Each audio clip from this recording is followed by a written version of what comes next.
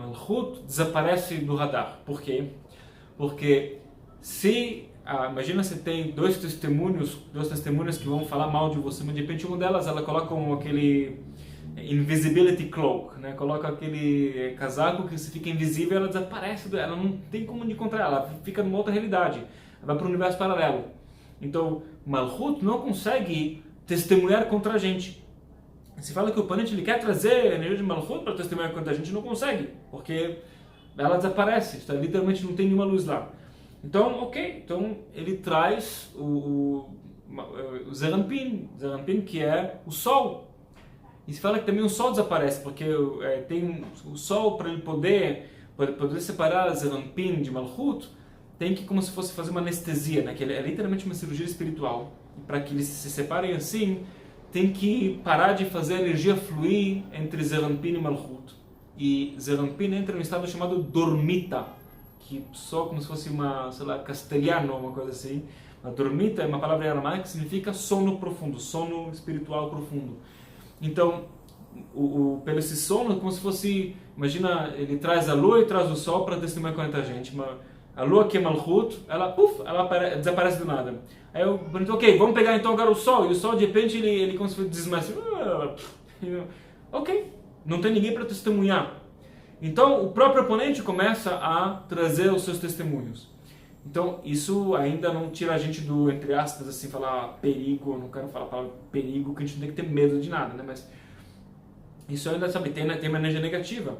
Então, se fala que, mas quando a gente consegue, em Rosh Hashanah, a gente consegue já por tabela, Malchut desaparece e Zeranpin desaparece, já tem muito mais energia positiva a nosso favor e muito menos chance de negatividade aparecer contra a gente. Então, quais são os perigos? Número 1, o oponente, ele começar a pegar a lista dele que está no computador dele lá e começar a falar de tudo que a gente fez de errado e tudo que a gente deveria fazer certo que a gente não fez. E junto com isso também, tem o problema da pessoa em si se auto-julgar. Como? Através de pensamentos negativos e palavras e ações negativas. Então, por isso eu falo, Rosh Hashanah é você entrar em estado blasé, fingir que está tudo bem. Na verdade, eu não quero, a palavra fingir que está tudo bem é péssima, tá? A palavra certa seria você ter certeza que está tudo bem. E essa palavra é usada pelos cabalistas. Certeza absoluta. Eu vi uma frase linda, esqueci agora quem falou essa frase, mas não é minha essa frase. Que fala que, infelizmente, sabe, o mundo está em caos hoje em dia porque as pessoas inteligentes estão com muitas dúvidas e as pessoas estúpidas estão com muitas certezas. E eu e você, a gente está um pouquinho, minimamente somos inteligentes, a gente precisa ter mais certeza na luz, certo? Então, o momento de duvidar é quando a gente está com consciência baixa, estamos, entre aspas, assim, mais estúpidos, mas a gente tem que ter certeza absoluta na luz, especialmente nesse dia que está tudo bem, a luz está no nosso favor, e pensar em coisas positivas, pensar em o que você quer fazer, pensar em como as pessoas são maravilhosas, procurar proativamente tudo que é maravilhoso nas pessoas ao teu redor, sabe, nas coisas físicas ao teu redor, na comida, em tudo. Para ver o que está de errado, você vai ver em 3 segundos. Mas procurar o que está de positivo, isso aumenta a chance que você realmente consiga mais e mais. Não pensar em nenhuma energia de julgamento, isso só para o oponente. E ele continua. Fala que aí, quando o oponente começa a fazer o trabalho dele, a gente começa a tocar o shofar. E com os toques do shofar, que é um poder de despertar, como se fosse um Zeranpin, é uma prótese de Zeranpin, o Zeranpin está dormindo. Então é um replacement, a gente vai trocar Zeranpin com o toque do shofar. E o poder de escutar o toque do shofar em Rosh Hashanah nos 2 dias, e tem o poder de, como se fosse, exatamente o oposto do oponente, né? Que o oponente ele é exatamente a energia oposta de Zeranpin corrigido. Então, o nosso Zeranpin não está corrigido, é como se fosse um filtro do ar-condicionado. Lembra aqueles ar-condicionados dos anos 80 que ficavam entupidos, e você tinha que limpar aquilo, de repente o ar-condicionado fica, sabe, ele flui, ele trabalha com mais facilidade, faz menos barulho, ele de fato faz o trabalho que tem que fazer, né?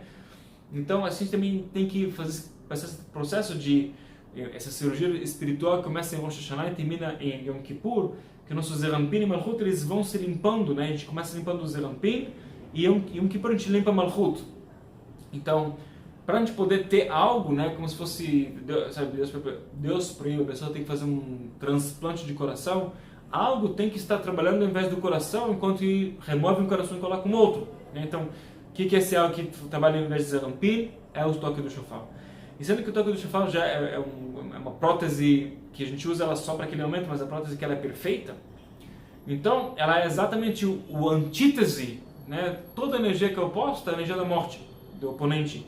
Então quando a gente começa a fazer o toque do shofar, se fala que isso entra nos arquivos do oponente e começa a confundir tudo que está lá dentro, e quando a gente chega no terceiro conjunto do toque do shofar, que é o conjunto de Yaakov, fala que o que ainda sobrou de coisas negativas que estão no oponente, se fala que tudo é transformado em luz, isto é, tudo que tem de transgressões e curtos-circuitos é, de repente, reescrito como se fosse assunto de compartilhar e coisas boas. Claramente, depende do seu trabalho, você fazer nesse mês de virgem, de Tefilá, Tshuvah, Tzedakah, que eu expliquei muito sobre isso na Nova de Virgem de 2016, vale a pena de novo você escutar, que é muito, muito importante. Então, de acordo com o teu esforço, até se você não conseguiu exatamente fazer Tshuvah, Tzedakah e Tefilá, mas você fez o seu esforço, você fez realmente o que você poderia ter feito, mas não saiu perfeito. O esforço que você fez com os toques do shofar, especialmente no terceiro conjunto de toques do shofar, né? Temos o primeiro conjunto de 30 toques ligado ao sistema Abraham, mais o segundo conjunto de 30 toques ligado ao sistema Yitzhak, e o terceiro conjunto de 30 toques ligado ao sistema Yaakov. Já chegando lá, já começa a transformar tudo que é negatividade em luz pura. E aí chegou o ponto que o Pani falou, ok, para, sabe? Desliga o computador e meio que baixa o laptop dele e falou, acabou, tchau. E aí o que sobra é só trazer luz, bênção abundante, abundância, prosperidade, tudo de bom, realmente que os portões estão abertos pra gente, tá?